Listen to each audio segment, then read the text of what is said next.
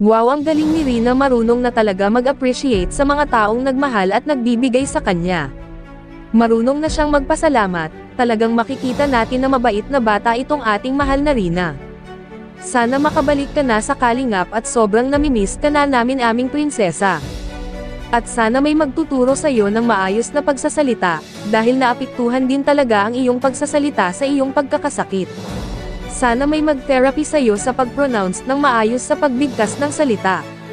Kailan ka kaya makakabalik sa Kalingap? Marami ang nagtatanong na mga viewers, kailan ka daw babalik sa Kalingap at sobra ka na daw namimiss nila. Ang maisasagot ko lang guys sa inyong mga katanungan kung kailan nga ba makakabalik sa Kalingap ang ating mahal na Rina. Ay ito, si Ate Melanie lang ang susi ng lahat para maibalik sa Kalingap si Rina. Dahil siya ang ina, siya po talaga ang magdesisyon para kay Rina. At sana maliwanagan ang isipan ni Ate Melanie na ibalit sa Kalingap ang ating mahal na prinsesa.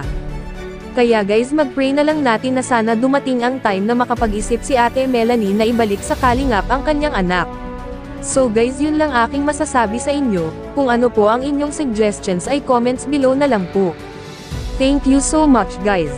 Bago ko tapusin ito ay lagi nating support sila Kuya Val Santos Matubang, Kalingap Rab, Ate Edna Vlogs, pakidamay nyo na din sana ang aking mountain channel.